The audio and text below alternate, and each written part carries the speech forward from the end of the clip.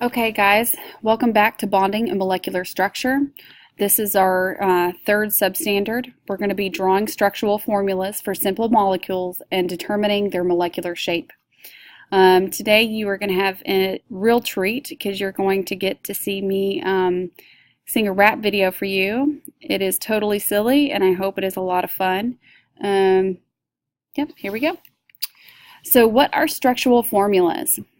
Structural formulas are graphic representations of a molecular structure. They are, for example, we have the substance, which is methane, the chemical formula, which is the atomic symbol, and then you get a subscript of how many are there. So then you draw what is in the chemical formula.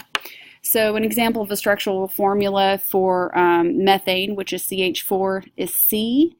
And then you get these lines between all the H's.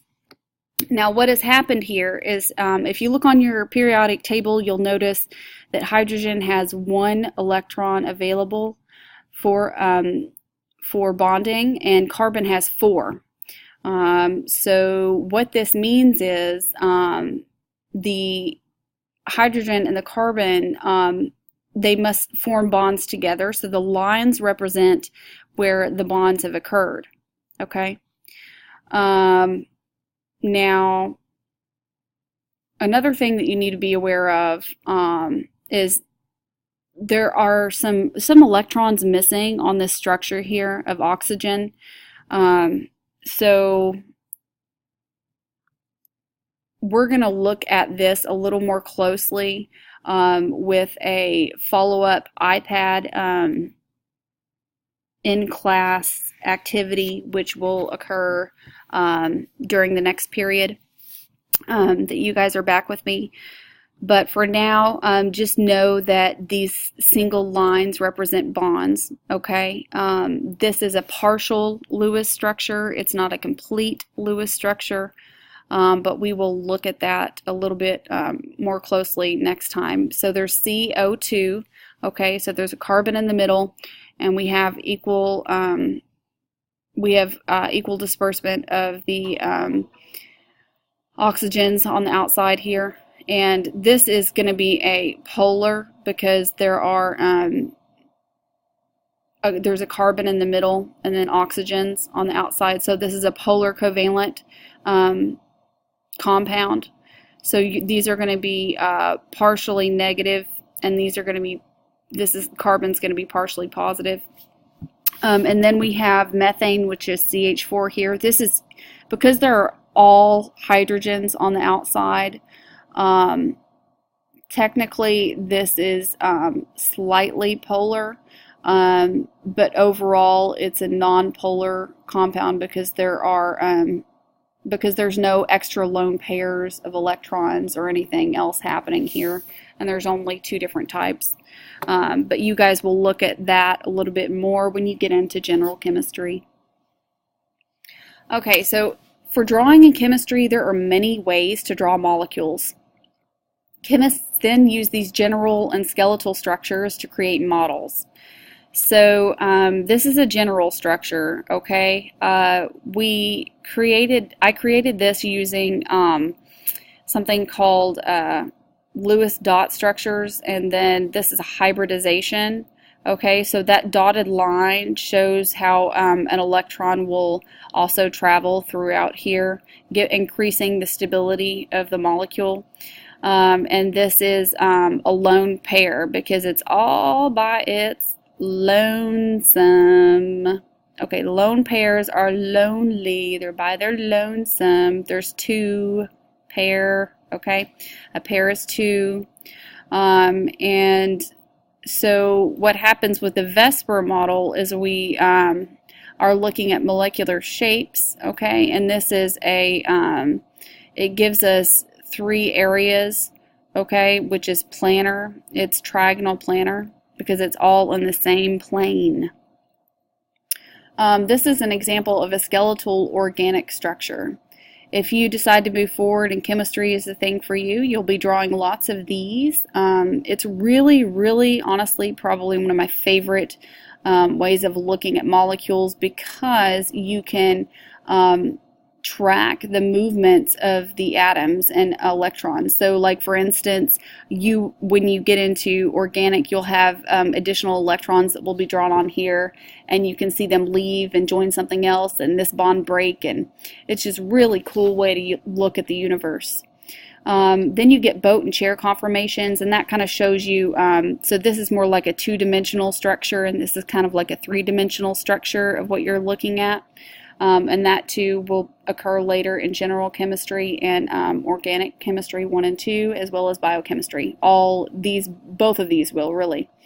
Now the fissure projections, we may or may not get into depending on how well you all do in this initial introduction. It teaches the structure of the molecules and compounds in a two-dimensional fashion, but you can draw additional things which show whether it's coming into and out of the paper. And the Newman projections is kind of like looking at the end here and going directly back. So this represents the front part of the molecule, and this big circle is the back part of the molecule. Okay. And just so you know, if you're looking at this and you're like, what are all these things? So anytime you get to like a joint here where there's a point, that represents a carbon. So these are carbons which are bound, okay? And the outside, and carbons always have in these kind of structures, if they're not drawn in, then you need to fill in the rest of them with hydrogen. So carbon naturally bonds to 4, so it'll have 2 extra hydrogens here, 2, 4, 6, 8, 10, 12. Okay, so you've got 6 hydrogens, or 6 carbons and 12 hydrogens in both of these cases. And because this is an example of a double bond, so you get 1, 2, 3, 4, so there's no hydrogens here, okay? This is 1, 2, 3, so there'll be 1 hydrogen, 1 hydrogen, 1 hydrogen, 1 hydrogen, okay? This is 4, so there'll be nothing.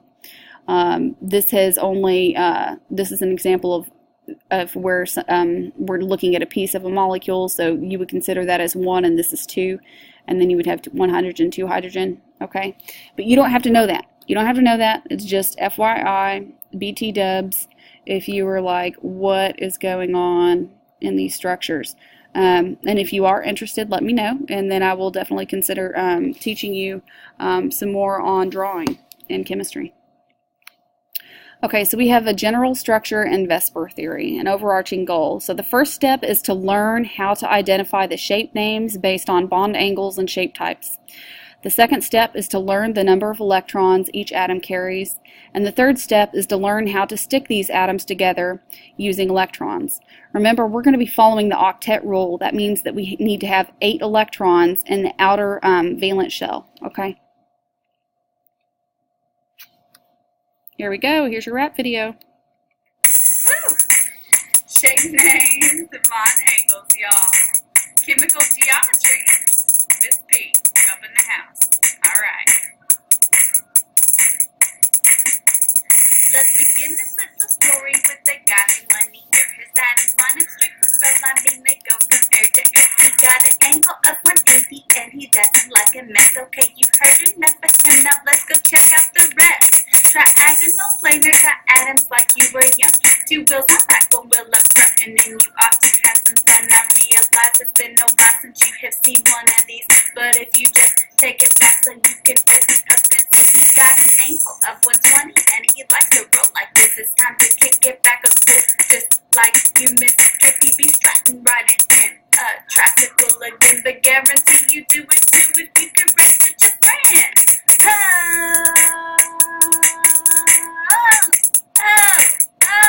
Chemistry.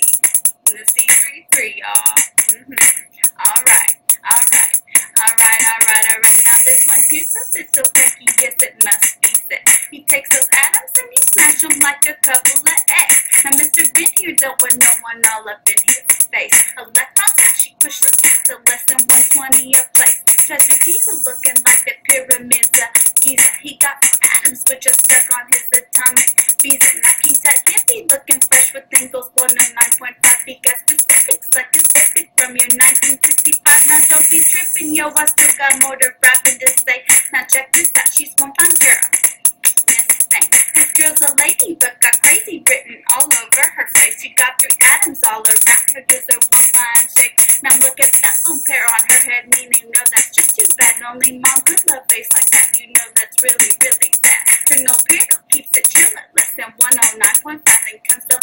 Josh's over here in this line. The tetrahedral here is possible. I know it's weird, but true like Siamese twins with the surname bent. There comes not one but two. The tetrahedral has two atoms which have joined two lone pairs. They make the length of this strange matter unit shown with care. So this concludes our lesson, which I have personified all the basic principal shapes you need to know for this ride. Peace. Miss P in the house for the C.3.3, y'all. Check it. Learning is fun. All right, guys. Thanks for enduring that rap video. But I hope that it was funny. I hope that it was really funny and educational, and you guys can have fun with that. Okay? All right. So we have shape names and bond angles. So the E and the superscript here represents electron. So that says electron group arrangement. NO period stands for number. Okay, so that's shorthand for number. Electron is E superscript and NO period stands for number. Electron group arrangements, number of groups. So for a linear group arrangement, okay, you have two. That means one in the middle and 1, 2 on the outside. It's linear. It's like a line. Okay, this is trigonal planar. We looked at that a little bit earlier when I was showing you the initial slide that had, I think it was, what was it? Let's go back here. No, here we go. So this is trigonal planar. Okay. I'm sorry. No, that's not trigonal planar. That's V-shaped or bent.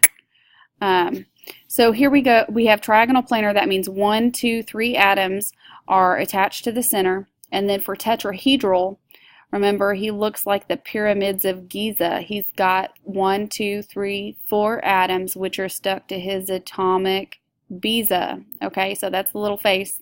And you've got 1, 2, 3, 4. Okay, 4 groups.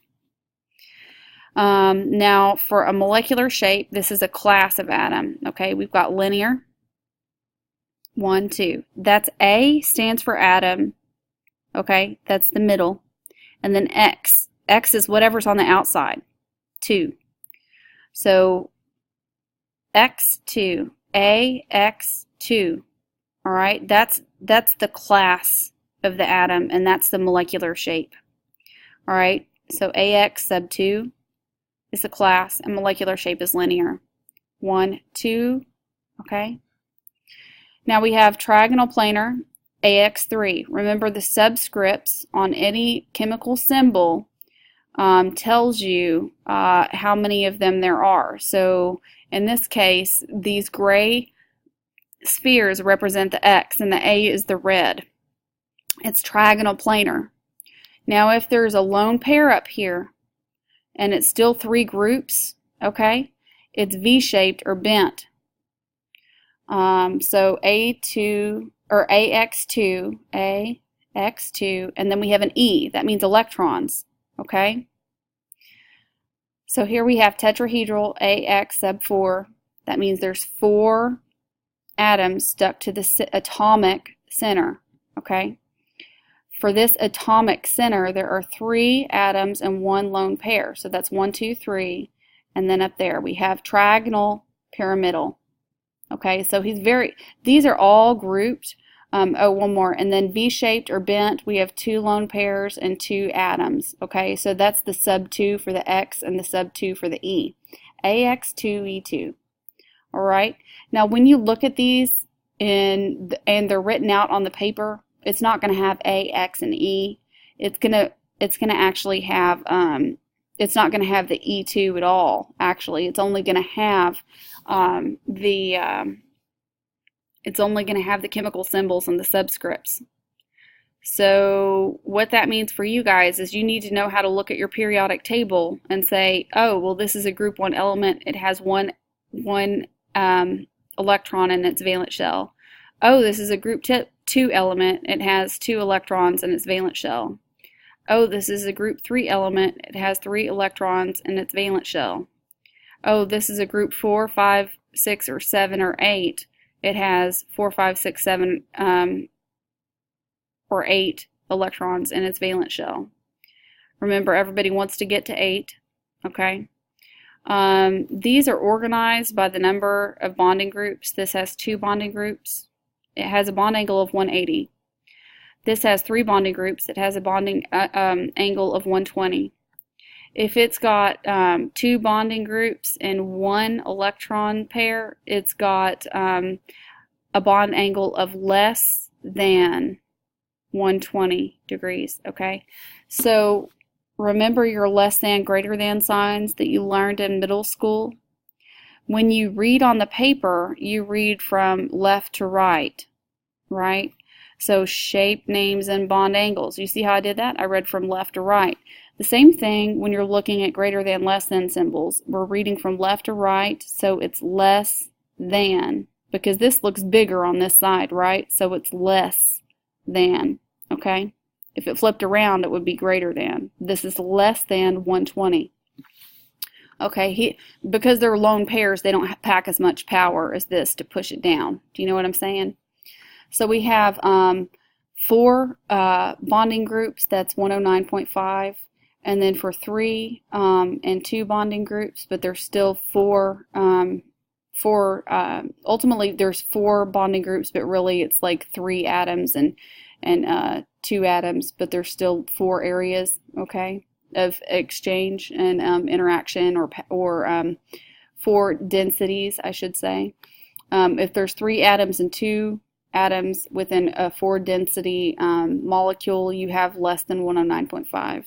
Okay. Electron trends in the periodic table. The periodic table indicates electron trends which show up as positive or negative numbers on the staircase indicated on your worksheets.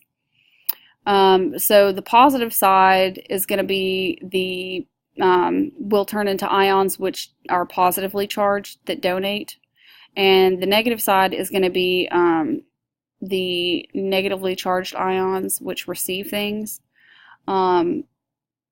So I want you to keep that in mind when you're looking at the periodic table, okay? It's another important periodic trend that you really need to know.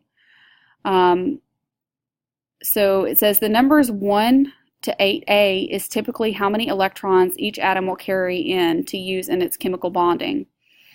Consider that every atom wants a total of 8 electrons around it, or even numbers of electrons when possible. If there's only 1 electron there, it's called a radical, and we really don't want radicals because they're highly reactive, they're not stable. At least in this case, we want to form stable compounds, molecules, okay? So that means 8 electrons around it, or even numbers, okay? The only exception to this rule is hydrogen, which when it has a full valence shell is 2. And that's because it's so teeny tiny, okay? It's the smallest atom on the periodic table, and it can't have any extra, we're going to just assume that it can't have any extra electrons to bond to it, not unless we're looking at deuterium or tritium or something like that. For now, we're just going to think about it as only having room for 2, okay, in its stable state. Valence electron trends for VSEPR images. Okay, so remember with the valence electrons in each group, everything in this category in group 1 is going to have 1. Everything in group 2 is going to have 2, 3, 4, 5, 6, 7, 8, and then here's our exception again, is our 2 for our is our 2 for our helium, which will jump back and forth. Okay, so it's worksheets and group work, y'all. Chemists try, and we're going to be doing some drawing exercises. All right, thanks.